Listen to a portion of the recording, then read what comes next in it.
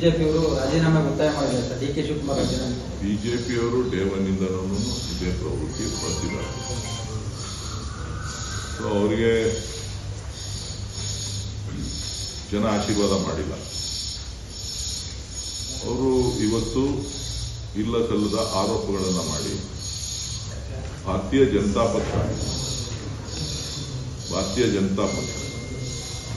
RCB ಗೆದ್ದ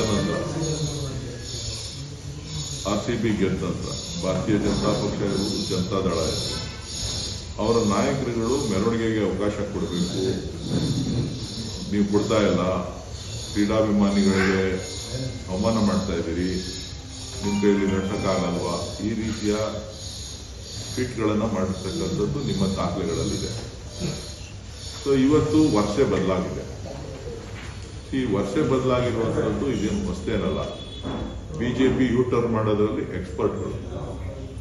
BJP ನಾಯಕರುಗಳಿಗೆ ಅವರ ನೈತಿಕತೆ ಇದ್ರೆ ಮೊದಲು ಈ ದೇಶದಲ್ಲಿ ಬಿಜೆಪಿ ಆಡಳಿತ ನಡೆಸ್ತಾ ಇರ್ತಕ್ಕಂಥ ರಾಜ್ಯಗಳಲ್ಲಿ ನಡೆದಂಥ ಘೋರ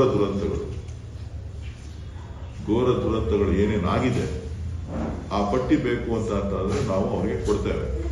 ಆಯಾ ರಾಜ್ಯಗಳ ಮುಖ್ಯಮಂತ್ರಿಗಳು ಮತ್ತು ಈ ದೇಶಕ್ಕೆ ಸಂಬಂಧಪಟ್ಟಂತ ಆದ ಇತಿಹಾಸ ಏನಿದೆ ಅದೆಲ್ಲವನ್ನು ಕೂಡ ಗಮನಕ್ಕೆ ತಗೊಂಡು ನೈತಿಕ ಹೊಣೆ ಹೊತ್ತು ಮೊದಲು ಅವರ ನಾಯಕರುಗಳನ್ನ ರಾಜೀನಾಮೆ ಕೊಡೋದಕ್ಕೆ ಹೇಳಿ. ಮುಂಬೈ ದಾಳಿಯಾದಾಗ ಮನಮೋಹನ್ ಸಿಂಗ್ ರಾಜೀನಾಮೆ ಕೊಟ್ರ ಅಂತ ಕುಮಾರಸ್ವಾಮಿ ಪ್ರಶ್ನೆ ಮಾಡಿದ್ದಾರೆ ಸರ್. ಮುಂಬೈ ದಾಳಿಯಾದಾಗ ವಿಲಾಸರಾವ್ ದೇಶಮುಖ್ ಅವರು ರಾಜೀನಾಮೆ ಕೊಟ್ಟರು. ಅದನ್ನ ಕುಮಾರಸ್ವಾಮಿ ಅವರು ಮರ್ತೋಗಿದ್ದಾರೆ. ಕುಮಾರಸ್ವಾಮಿ ಅವರಿಗೆ ಹೇಳಿದ್ನಲ್ಲ, ಅವರು ಡಿ ಕೆ ಶಿವಕುಮಾರ್ ಅವರನ್ನ ನೆನೆಸ್ಕೊಳ್ಳದೆ ಅವರಿಗೆ ನಿದ್ದೆನೂ ಬರೋದಿಲ್ಲ, ಊಟನೂ ಸೇರೋದಿಲ್ಲ. ಸೊ ಹಾಗಾಗಿ ಅವರು ನೆನೆಸ್ಕೋತಾ ಇರ್ತಾರೆ. ಅವರು ಸದ್ಯಕ್ಕೆ ಆರೋಗ್ಯವಾಗಿರಲಿ, ಆರೋಗ್ಯ ಸುಧಾರಣೆ ಮಾಡಿಕೊಂಡು ಈ ರಾಷ್ಟ್ರದ ಜನರ ಸೇವೆಯನ್ನು ಮಾಡಲಿ ಅಂತೇಳಿ ನಾನು ಮನವಿ ಮಾಡ್ತೀನಿ. ಅನ್ನಾರೋಗ್ಯ ದೇವ್ರು ನೋಡ್ಕೊಂತಾರೆ ಅಂತ ಹೇಳಿದ್ದಾರೆ.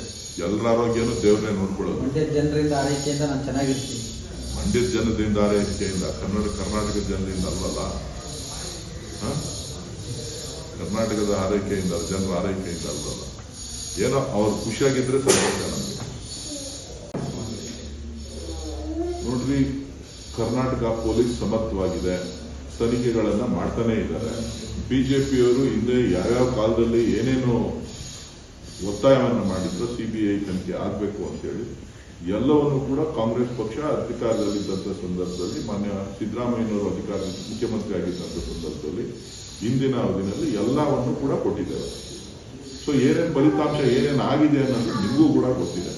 ಇವತ್ತು ಕರಾವಳಿ ಪ್ರದೇಶದಲ್ಲಿ ಇಲ್ಲ ಸಲ್ಲದ ಗೊಂದಲಗಳನ್ನು ಸೃಷ್ಟಿ ಮಾಡುವಂಥದ್ದು, ವಾತಾವರಣವನ್ನ ಕಲುಷಿತ ಮಾಡತಕ್ಕಂಥ, ಜನರಲ್ಲಿ ಭಾವನೆಗಳಲ್ಲಿ ವಿಷಬೀಜ ಬಿತ್ತುವಂತ ಕೆಲಸವನ್ನ ಭಾರತೀಯ ಜನತಾ ಪಕ್ಷದ ನಾಯಕರು ಮಾಡ್ತಾ ಇದ್ದಾರೆ. ಇದು ಸರಿಯಲ್ಲ.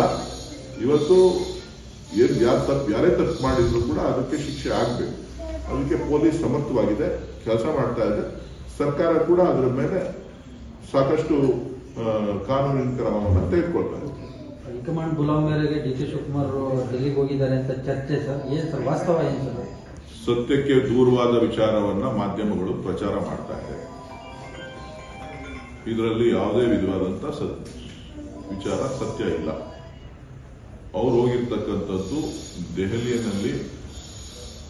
ಈಗಾಗಲೇ ನಾವು ಬೆಂಗಳೂರಿನಲ್ಲಿ ಕಸ ವಿಲೇವಾರಿಗೆ ಟೆಂಡರ್ ಅನ್ನ ಕರೆದಿದ್ದಾರೆ. ದೆಹಲಿನಲ್ಲಿ ಸ್ವಲ್ಪ ಹೊಸ ಟೆಕ್ನಾಲಜಿ ಅಳವಡಿಸಿ ಮಾಡಿದ್ದಾರೆ ಅಂತೇಳಿ, ಕಸ ವಿಲೇವಾರಿ ಘಟಕಗಳನ್ನು ಮಾಡಿದ್ದಾರೆ ಅಂತೇಳಿ ವರದಿಗಳು ತಿಳಿಸಿದ್ದಾರೆ. ಸಾಕಷ್ಟು ಜನ ಯಾರು ಅಲ್ಲಿ ಕೆಲಸ ಮಾಡ್ತಾ ಇದ್ದಾರೆ ಅಧಿಕಾರಿಗಳಿಂದ ಬೇರೆಯವರೆಲ್ಲರೂ ಕೂಡ ಸಲಹೆಗಳನ್ನು ಕೊಟ್ಟಿದ್ದಾರೆ.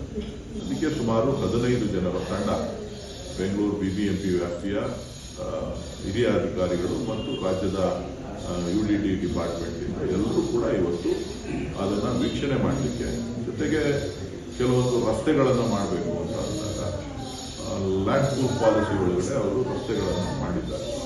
ಸೊ ಅದು ಯಾವ ರೀತಿ ಎಫೆಕ್ಟಿವ್ ಆಗಿ ಕೆಲಸ ಮಾಡ್ತಾ ಇದೆ, ಹೊಸ ರಸ್ತೆಗಳನ್ನು ಮಾಡಬೇಕು ಅಂದರೆ ಯಾವ ರೀತಿಯಾಗಿ ನಾವು ಮಾಡಬಹುದು ಚಿಂತನೆಗಳನ್ನು ಅಭಿವೃದ್ಧಿ ವಿಚಾರದಲ್ಲಿ ಅಲ್ಲಿಯ ನಗರಾಭಿವೃದ್ಧಿ ಇಲಾಖೆಯ ಜೊತೆ ಅವರು ಸಮಯವನ್ನು ಕೇಳಿದ್ರು. ಅವರು ಇವತ್ತು ಸಮಯ ಕೊಟ್ಟಿರೋದ್ರಿಂದ ಇವತ್ತು ಎಲ್ಲರೂ ಕೂಡ ಅಧಿಕಾರಿಗಳು ಹೋಗಿದ್ದಾರೆ. 3-4 ಮೀಟಿಂಗ್ಗಳಿಗೆ ಮುಗಿದ ತಕ್ಷಣ ಸಂಜೆ ವಾಪಸ್ ಬರ್ತಾರೆ. ಹೈಕಮಾಂಡು ಭೇಟಿ ಮಾಡಬೇಕು ಅಂತ ಏನು ಹೇಳೂ ಇಲ್ಲ.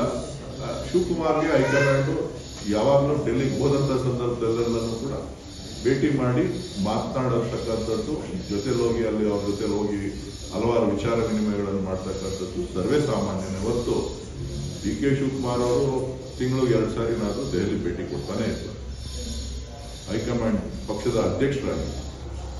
ಸೊ ಜೊತೆಗೆ ಬೇರೆ ಬೇರೆ ಕೆಲಸಗಳೇನಿರ್ತದೆ ಅದಕ್ಕೆ ಹೋಗ್ತಾನೆ ಇರ್ತಾರೆ. ಹೋದಾಗೆಲ್ಲನೂ ಕೂಡ ಅವಕಾಶ ಸಿಕ್ಕಿದ್ರೆ, ನಾಯಕರ ಅವಕಾಶ ಸಿಕ್ಕಿದ್ರೆ ಭೇಟಿ ಮಾಡ್ತಾರೆ. ಆದರೆ ಇದಕ್ಕೆ ಅರ್ಥ ಕಲ್ಪಿಸಬೇಕಾದಂಥ ಬೇರೆ ಅರ್ಥ ಕಲ್ಪಿಸುವಂಥ ಅವಶ್ಯಕತೆ ಇಲ್ಲ. ನನಗೆ ಮಾಹಿತಿ ನನಗೆ ಗೊತ್ತಿರೋ ಹಾಗೆ ಯಾವುದೇ ಈ ನಿಮ್ಮ ಮಾಧ್ಯಮಗಳೇನು ವರದಿ ಆಗ್ತಾ ಇದೆ, ಆ ಮಾಧ್ಯಮಗಳಲ್ಲಿ ವರದಿ ಆಗ್ತಾ ಇರ್ತಕ್ಕಂಥದ್ದು